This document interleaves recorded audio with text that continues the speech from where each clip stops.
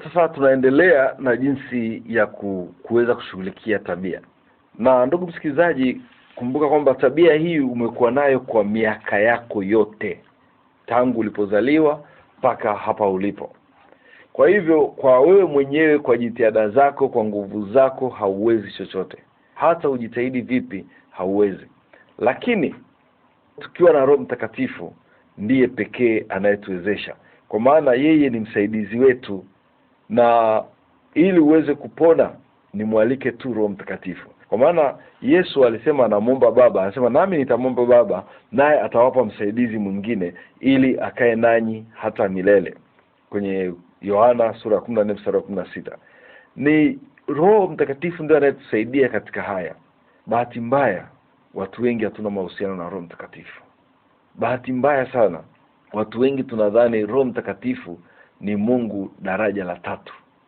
Kwa sababu tunasemaga Baba, Mwana na Roho Mtakatifu. Tunadhani kwamba ni Mungu daraja la 3. Lakini ni Mungu yule yule, ni sawa na Baba na Mwana. Kwa hiyo njia ya kushinda kwenye tabia ni kuanza kuwa na mahusiano na Roho Mtakatifu. Kwa maana yeye ndio msaidizi, yeye ndio mfariji, yeye ndio mwalimu, yeye ndio anayetukumbusha, yeye ndio anayetufundisha, yeye ndio mwenye kila kitu. Yeye Roho Mtakatifu tunakumbuka kwamba anatupa mapaji 7 ya Roho Mtakatifu: hekima, akili, shauri, nguvu, elimu, ibada na uchaji wa Mungu. Haya mapaji 7 ya Roho Mtakatifu ndiyo yatakayozalisha tunda la Roho Mtakatifu, ambalo tunalisoma kwenye Galatia sura ya 5 mstari wa 22 na 23. Anapozalisha hili tunda la Roho Mtakatifu, hili tunda linaitwa tunda kwenye Biblia, lakini yamegawanyika sehemu yako 9. Hili tunda ndilo linalotuonyesha tabia yetu tumeiweza kuitawala kwa kiwango gani.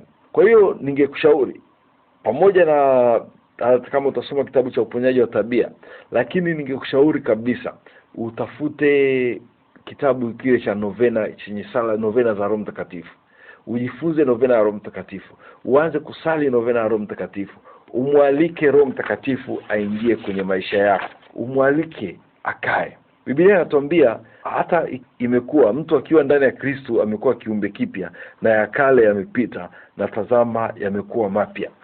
Unapokuwa umekaa ndani ya Yesu, umempenda Yesu, umempokea Yesu, unakuwa naye, Yesu anachofanya ni kwamba anakupa ule msaidizi, na yule msaidizi anakufanya uwe kiumbe kipya. Sasa sio kwamba umekuwa kiumbe kipya unabadilika automatic, bali anakuwezesha kuwa kiumbe kipya. Wewe unapomruhusu Roho Mtakatifu aingie ndani mwako, sasa unapojenga mahusiano naye kwa kusali hata novena za Roho Mtakatifu, unapojenga mahusiano naye kwa kumuomba yeye, hasa kuomba yale mapaji yake 7 ya Roho Mtakatifu ambayo tunapata kwenye Isaya sura 11 mstari wa 2, na hata kwenye katekisimu tumefundishwa sana kwa wakati wa mafundisho ya kipaimara. Unapoomba yale mapaji sasa ndio yanakuwezesha kuwa kiumbe kipya. Na haya mapaji yanatengeneza tunda la Roho ambalo ni upendo, furaha, amani, uvumilivu, utuwema, fadhili, uaminifu, upole na kiasi. Haya matunda au hili tunda la Roho ndilo linalokuonyesha wewe unahitaji kitu gani na unakwenda namna gani. Tuanze na sanguini. Lakini naomba kabla sijaanza, kumbuka kutengeneza uhusiano na Roho Mtakatifu kwa kusali novena ya Roho Mtakatifu, kwa kumwomba Roho Mtakatifu akujalie mapaji 7 ya Roho Mtakatifu.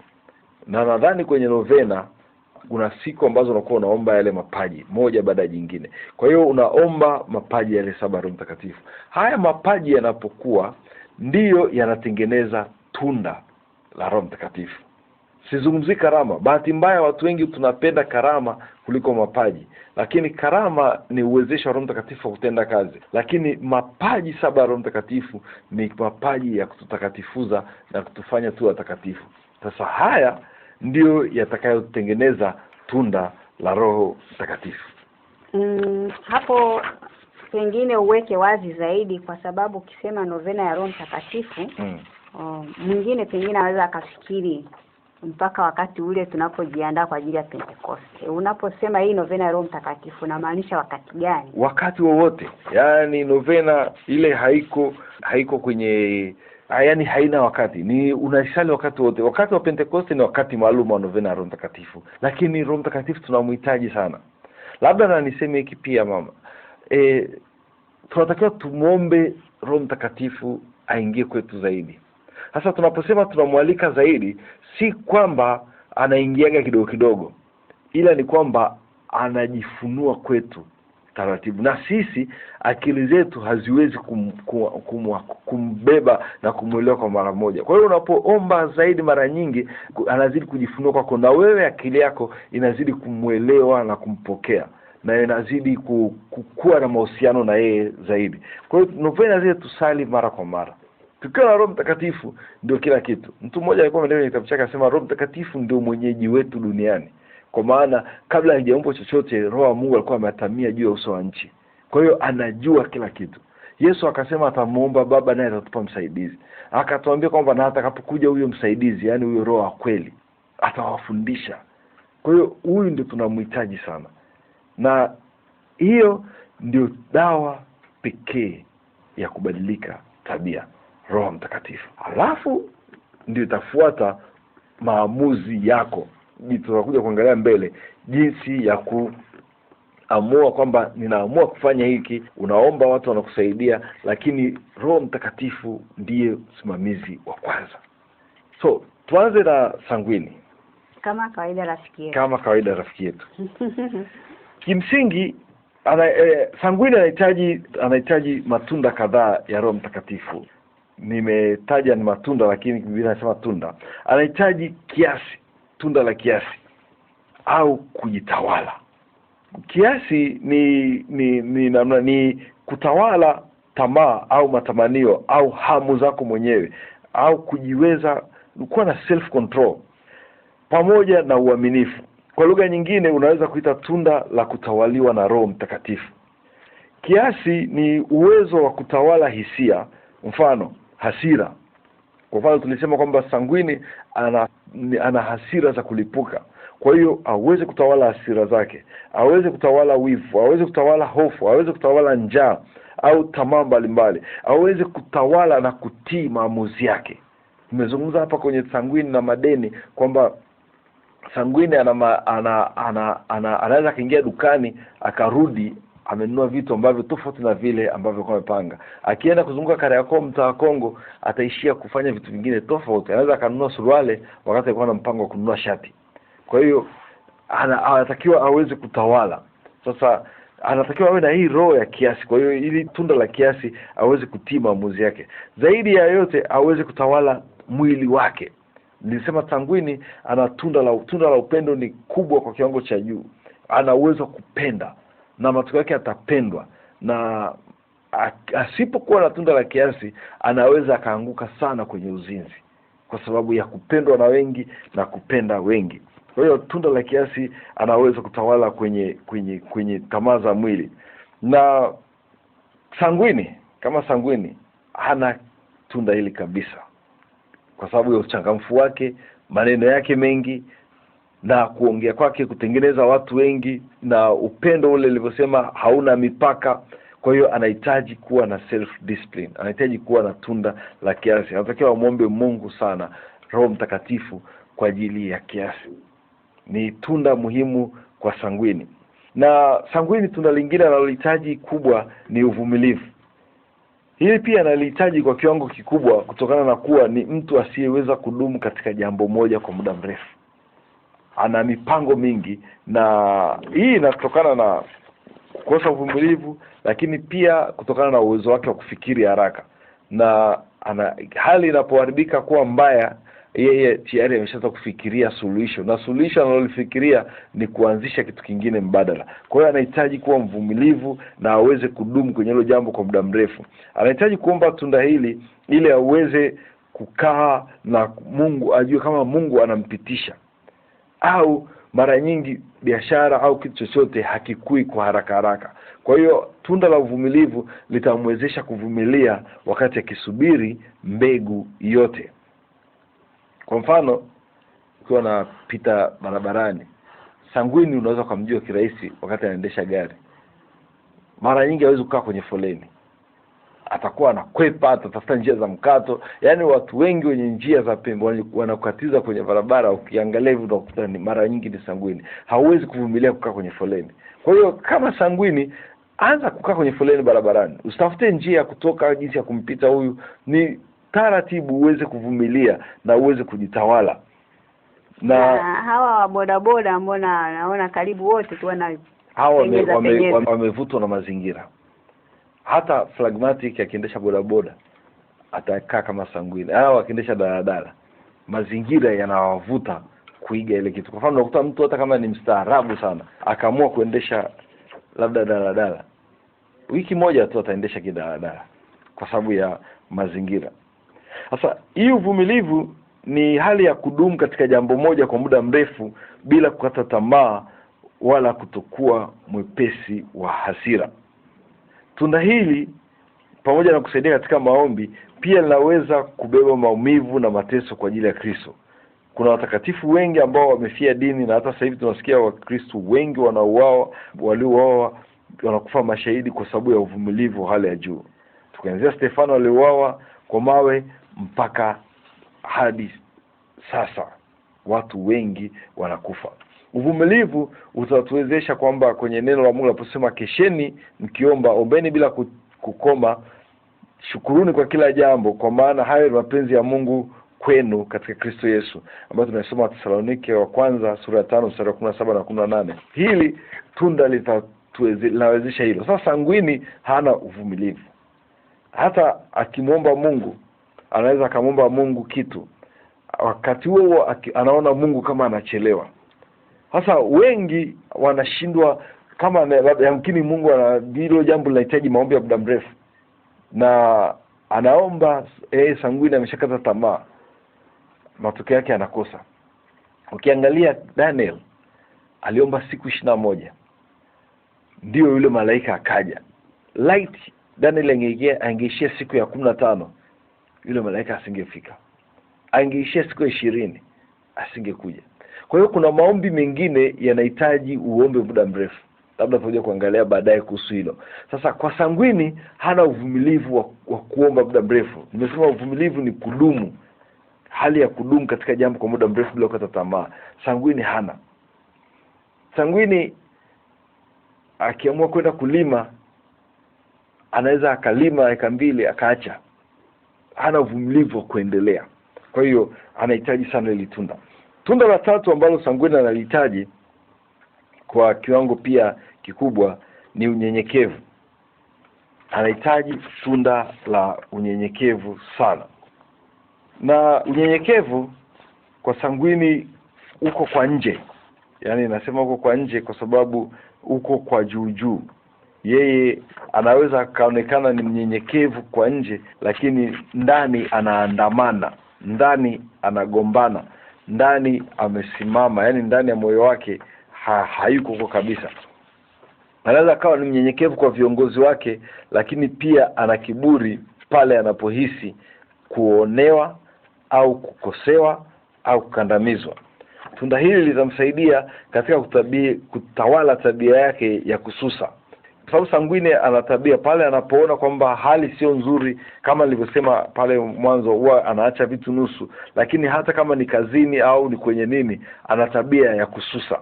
Kwa hiyo tunda la unyenyekevu litamsaidia sana kuto kususa na kuto kuacha mambo juu. Pale anapogombezwa au anapoona kwamba hapa nitalaumiwa, anapenda kususa. Sasa tunda la unyenyekevu litamsaidia kushuka. Na Mungu, kumbuka, anakaa pamoja na unyenyekevu. Tunda jingine la 4 ambalo sanguini anahitaji sana ni uaminifu.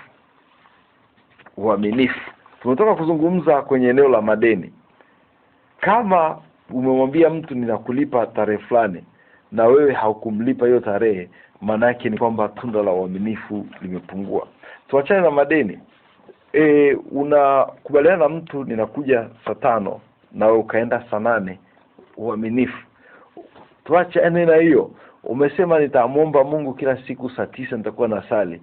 Umeomba siku ya kwanza, ya pili, ya 3 umesahau, ya 4 umeshaacha, ya 5 umeacha kabisa. Ni uaminifu. Na hii kwa sanguini na mhitaji. Hii ni kwa nini? Kwa sababu anapenda kuyachukulia mambo kijuujuu. Kutokuchukulia mambo kwa umakini imemfanya akose uaminifu.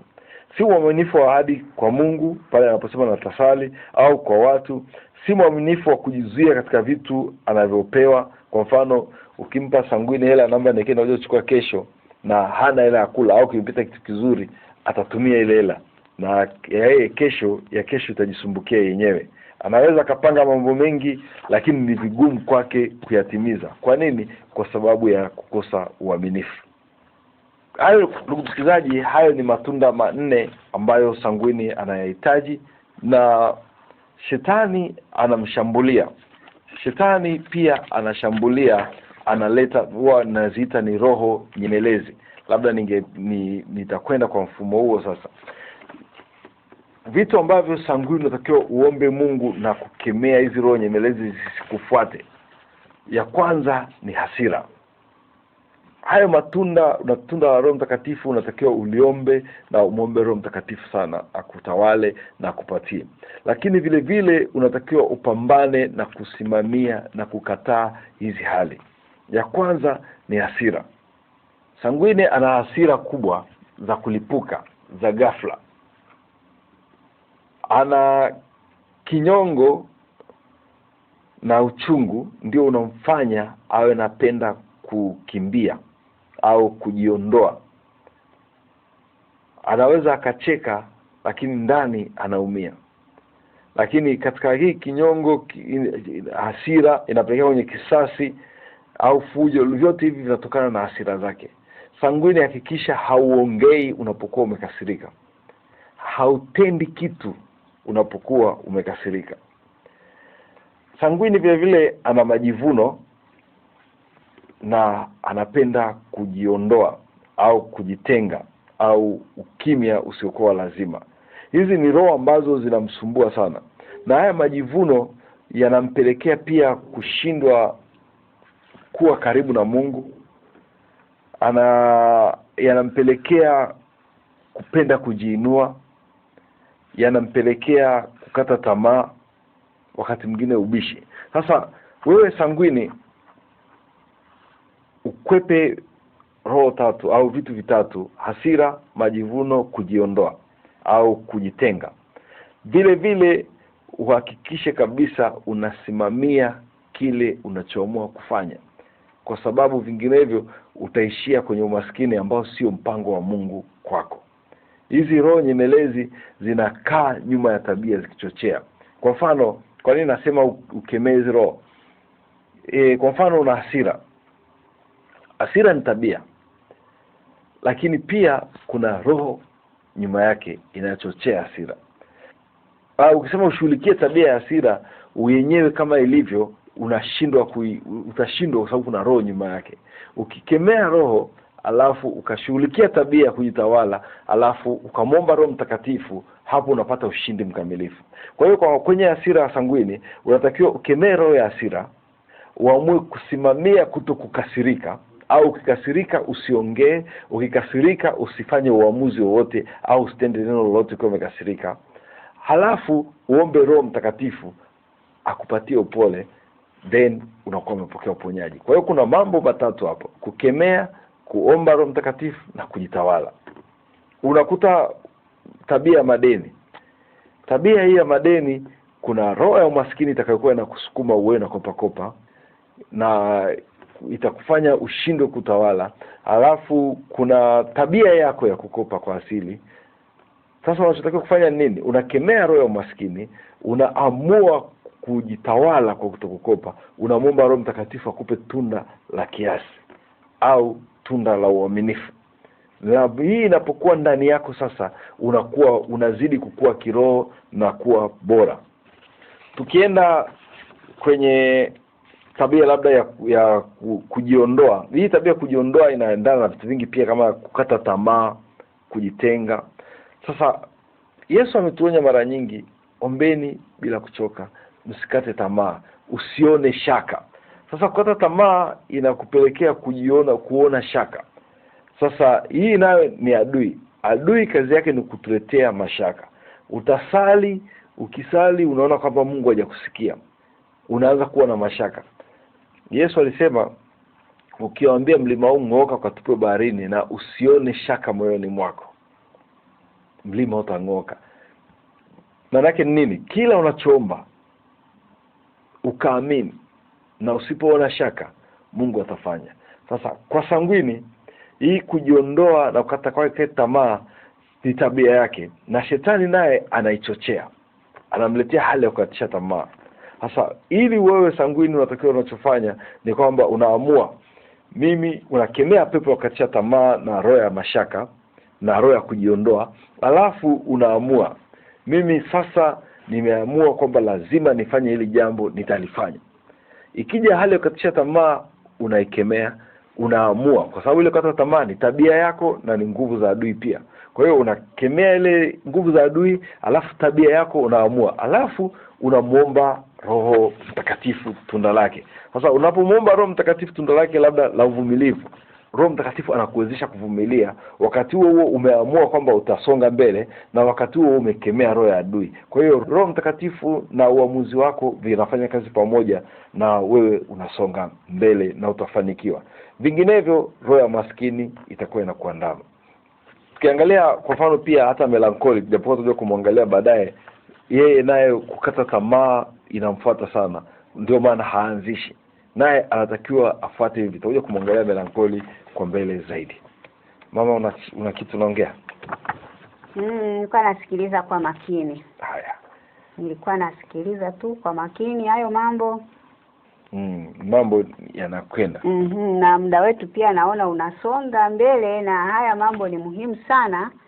Pengine usisitize tu kwa msisitizo mambo kadhaa kabla tujafunga kipindi, maana tumemaliza Sangwini rafiki yetu.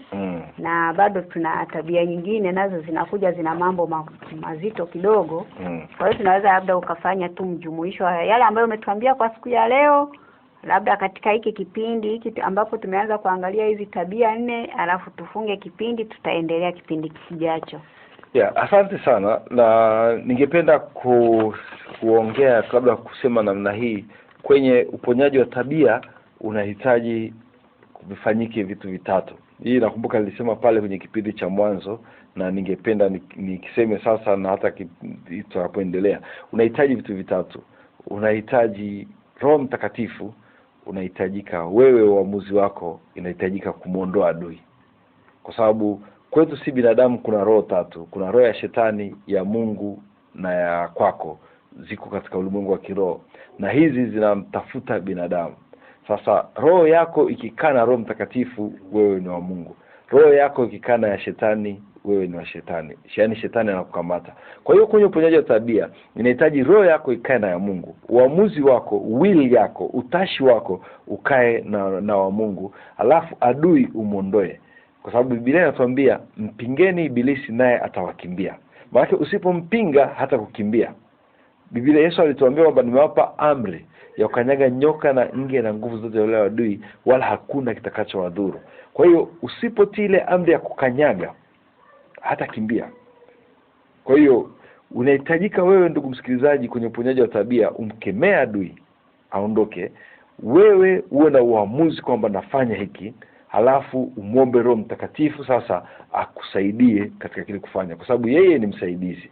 Kwa hiyo ukimwomba Roho Mtakatifu na ukawa na uamuzi bila kumkemea adui, adui ataendelea kukuzungukia, na matokeo yake kama simba ngurumaye anatafuta kumeze. Asante sana mwalimu. Nilikuwa tu nataka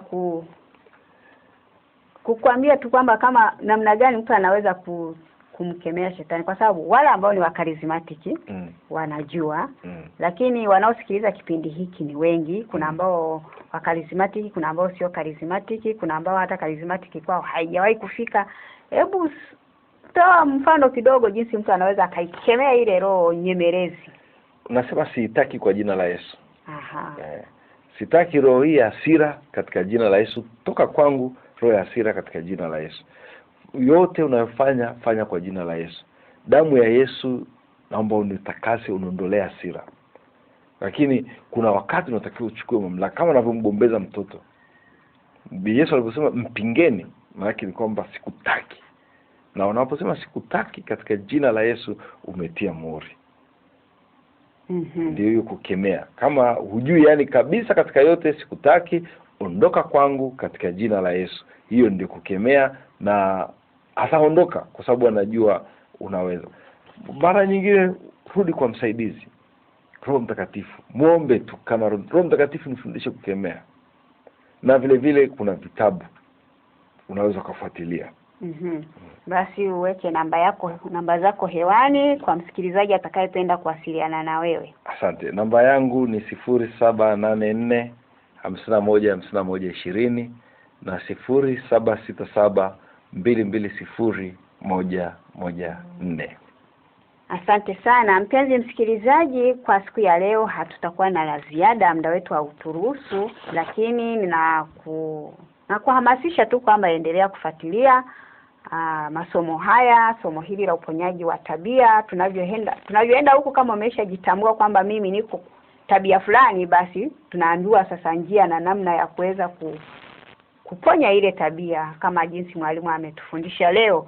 Na kushukuru sana wewe ambaye ni mwaminifu kufuatilia kipindi hiki. Mimi naitwa Veneranda Magere. Asante sana mwalimu wetu John Pongoti. Asante sana.